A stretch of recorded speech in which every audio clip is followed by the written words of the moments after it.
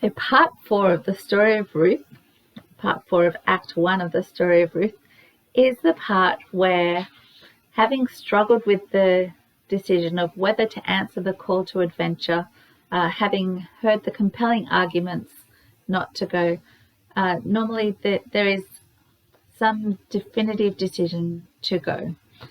And sometimes if the main character is weaker, sometimes there will be an escort from the other, from the B world, who will come and escort the main character into the B world, and that they will definitively knock down all opposition and show them the way into the B world. So in this case, we don't have someone come in and save the day for Ruth.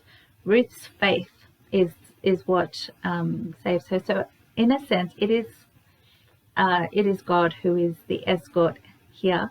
And we do see God as a character in the book of Ruth, but he is hidden. So this is a place in the story where you would normally have an escort, and we see, we don't see, but we can infer that here that God is the escort, because we see Ruth has such a strong faith and the ability to withstand the opposition and the very strong arguments of her mother-in-law. So there is a definitive rejection of the arguments against going. Ruth replied, "Don't urge me to leave you or to turn back from you. Where you go, I will go, and where you stay, I will stay. Your people will be my people, and your God will be my God. Where you die, I will die, and there I will be buried. May the Lord deal with me, be it ever so severely, if anything but death separates you and me." So there we have that pushback, which came from God, the escort, but gave Ruth the power to overcome that opposition. And then we see the effect of that. When Naomi realized that Ruth was determined to go with her, she stopped urging her. So now there is nothing stopping them from taking that call to adventure. And here we see the passageway. The next part is the passageway into the B world.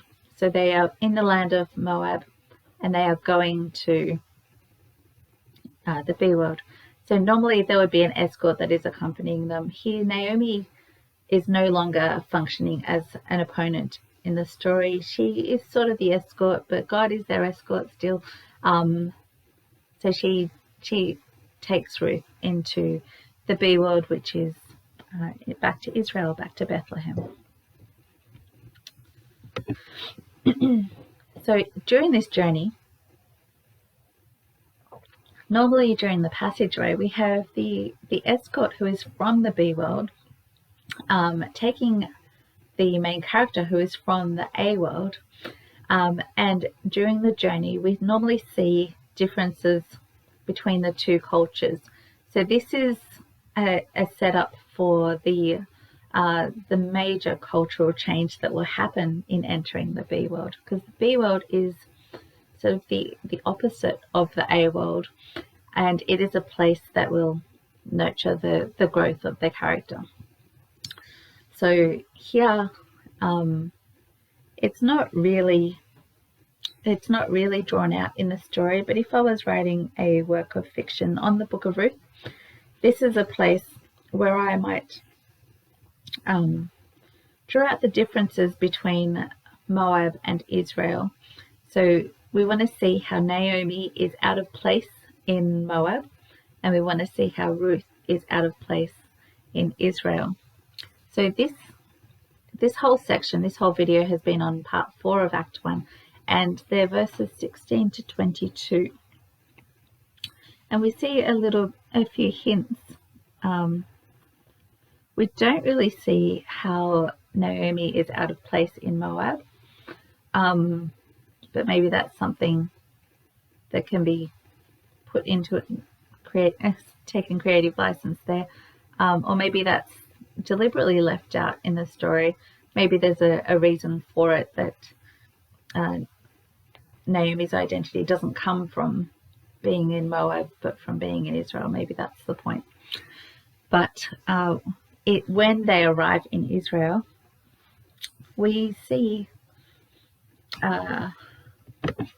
everybody crowding around Naomi, everybody saying, "Can this be Naomi?" And Naomi kind of wallowing in self-pity. "Don't call me Naomi, call me Mara. God has emptied me, he has afflicted me." And all this time, Ruth is standing right there. Nobody is even acknowledging her presence, not even Naomi, who Ruth has just shown her incredible loyalty in leaving her people and coming with her. And Naomi is just wallowing in self-pity and saying, "I have nothing, I have nobody." And Ruth is just standing there. So entering the B world, we see that cultural difference where Ruth belonged in the A world. She belonged in Moab, but, well, externally she belonged, but internally she was called and drawn to be part of Israel. When she entered Israel, it's like she wasn't even there. So that's how we see the difference in cultures.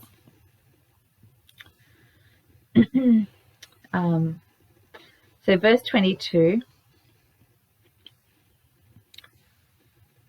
we see that Ruth actually was with her. Naomi returned to Moab, and it says, accompanied by Ruth the Moabitess, her daughter-in-law, arriving in Bethlehem as the barley harvest was beginning. So this is when they've arrived at the B world. This is the first time in the B world that Ruth is mentioned. So she is called Ruth the Moabitess. So here we see her weakness is very conspicuous in this world, and that's something that's very important, which we will draw out in Act 2. So yeah, in terms of the story, being a Moabitess in Israel is a weakness, and that's something that will become very a bit of a sore point. Let's see you in Act 2. Hopefully. Hope to see you there. Thank you for sharing your journey with me.